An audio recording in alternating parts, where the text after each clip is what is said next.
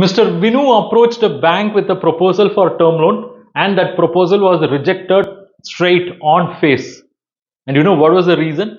He projected a DSCR below 1 and he had no clue about it, so let's teach him. So what is DSCR? DSCR basically stands for debt service coverage ratio.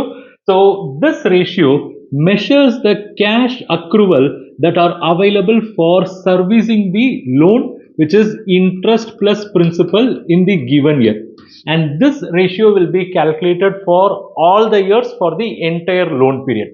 So here the focus is cash accruals. Cash accruals is derived from the profit after making various adjustments, right? And this interest and principal is each and every year obligation. And every bank will have certain policy with regard to minimum DSCR. The general minimum ratio seen is 1.50. What does that mean?